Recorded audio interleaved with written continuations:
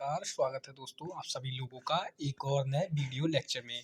दोस्तों इसमें हम बात करेंगे, देखिए मैंने कल आपको मोलरता और विलयन की जो सांद्रता मापने की जो भी चीज़ें थी, प्रतिशतता थी, जिसमें आपको मैंने आयतन प्रतिशतता और द्रव्यमान प्रतिशतता के बारे में बताया था। इससे रिलेटेड न्यूमेरिकल हम नेक्स्ट वीडियो में करेंगे और मोलरता और मोललता नॉर्मलता इन तीनों के न्यूमेरिकल्स को हम एक साथ लगाएंगे। ठीक है, तो चलिए आज हम देखते हैं, क्योंकि मैंने आपको मोलरता पढ़ा दिया है। अब बात करेंगे कि मोललता क्या होती है। दोस्तों इसमें छोटा सा डिफरेंट होता है, दोनों में छोटा सा डिफरेंट होता है, वही आपको देखना है कि क्या डिफरेंट है। तो ज़रा पढ़िएगा कि यहाँ पे लिखा है किसी विलायक में, ठीक है, किसी विलायक में। अब यहाँ पे बोला किसी विलायक में, आपको समझना क्या है, आप अपने हिसाब से लैंग्वेज को भी सेट कर सकते हो। आप इसमें कह सकते हो कि किसी 1 किलोग्राम विलायक में उपस्थित विलेय मोलों की संख्या, ठीक है, विलेय मोलों की संख्या ये, ठीक है।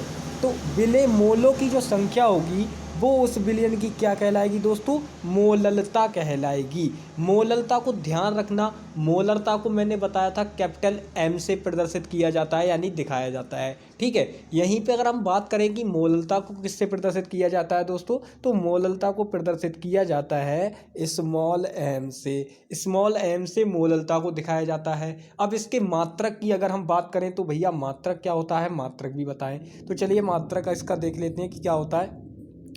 तो यहाँ पे इसका मात्रक हम निकालते हैं। तो देखिए मैंने बताया कि मोललता को हम किससे प्रदर्शित करते हैं, स्मॉल एम से। स्मॉल एम से आप जरा इसका फॉर्मूला लिखेंगे मोललता का, तो क्या आएगा, तो आप बोलोगे कि 1 किलोग्राम विलायक की बात बोल रहा है, यानी कि विलायक में विलेय मोलों की संख्या। ठीक है, विलायक में विलेय मोलों की संख्या, विलेय मोलों की संख्या, ठीक है, ये हो जाएगा मोलों की संख्या। ठीक है, और बट नीचे क्या हो जाएगा, नीचे हो जाएगा विलायक का आयतन, विलायक का आयतन। ठीक है, विलायक का आयतन हो जाएगा, विलायक का आयतन हो जाएगा। यानी कि ये तो आपके लिए मोललता का फार्मूला हो गया। अब फॉर्मूले से हम इसका मात्रक कैसे बताएं, तो देखिए पदार्थ की मात्रा, अब मोलों की संख्या, अब इसका मात्रक, यानी कि इसका अगर मात्रक बताएं तो इसका जो मात्रक हो जाएगा मोललता का, वो होगा मोल प्रति किलोग्राम, मोल प्रति किलोग्राम। ठीक है, ये हो जाएगा इसका मात्रक।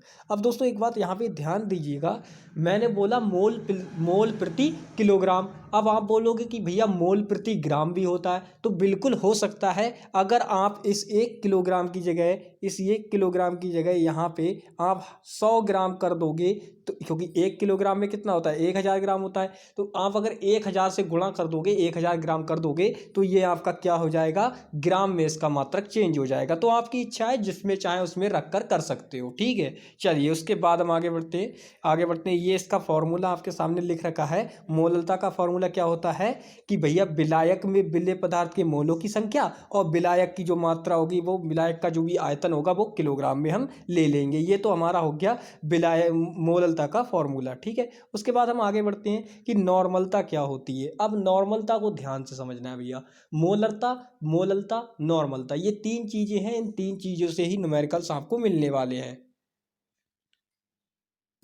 चलिए अब देखिए नॉर्मलता, सबसे पहले इसका नाम जरा ध्यान से देखिएगा, इसको इंग्लिश में बोलते हैं नॉर्मेलिटी। ठीक है, इसको कैपिटल एन से दिखाया जाता है। ये छोटी छोटी बातें हैं इसके बारे में जो मैंने आपको बता दी। अब मैं यहाँ पे इसको जरा अच्छे से बताता हूँ कि इसमें क्या है। ठीक है, तो जरा ध्यान से इसको देखिएगा, नॉर्मलता को ध्यान से देखिएगा बिल्कुल, क्योंकि बहुत अच्छे से इसको आपको समझना होगा। सबसे पहले क्या बोल रहा है कि किसी 1 लीटर बिलियन में उपस्थित, ठीक है, 1 लीटर बिलियन में उपस्थित, यानी कि बिल्कुल मोलरता वाला कॉन्सेप्ट है, उसमें भी 1 लीटर बिलियन में उपस्थित, लेकिन वहां क्या होता था, विलेय पदार्थ के मोलों की संख्या। और यहां क्या हो जाएगा, नॉर्मलता में छोटा सा चेंज होगा। क्या होगा कि पदार्थ के ग्राम तुल्यांकों की संख्या, ग्राम तुल्यांकों की जो संख्या होगी वो बिलियन की क्या कहलाएगी दोस्तों, नॉर्मलता कहलाएगी, नॉर्मलता कहलाएगी, जिसको आप कैपिटल एन से प्रदर्शित करोगे। और इसका जो भी है ये फॉर्मूला इसका आपके सामने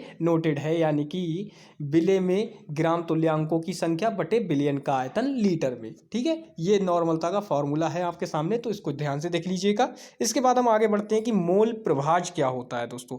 ये चीज़ें बहुत ही इंपॉर्टेंट हैं, इनको आप बहुत ध्यान से देखिए। रखिएगा, ठीक है। मोल प्रवाह क्या होता है, तो ध्यान दीजिएगा कि किसी बिलियन के, ठीक है, किसी बिलियन में उपस्थित, इतनी बात समझ गए, किसी बिलियन में उपस्थित विलेय के मोलों की संख्या, विलेय के मोलों की संख्या, ठीक है, और संपूर्ण मोलों की संख्या, यानी कि विलेय, ठीक है। बिलियन क्या होता है, बिलियन बराबर विलेय प्लस विलायक, दो चीजों से मिलकर बना होता है। तो विलेय के जो मोलों की संख्या होगी प्लस संपूर्ण मोल, यानी विलायक के भी मोल को जब हम जोड़ देंगे तो जो हमें प्राप्त होगा वो क्या होगा, उसका मोल प्रभाज होगा, जैसा कि आपके सामने ये लिख रखा है। ये मोल प्रभाज का फॉर्मूला होता है दोस्तों, इस फार्मूले से आप निकाल सकते हो, इस फार्मूले से आप विलेय का मोल प्रभाज निकाल सकते हो। तो आई होप कि आज की वीडियो में आपको समझ में आ गया होगा। आज ज़्यादा कुछ खास नहीं लिए थे, अब इनसे रिलेटेड जब न्यूमेरिकल्स करा देंगे उसके बाद हम चैप्टर में आगे बढ़ेंगे।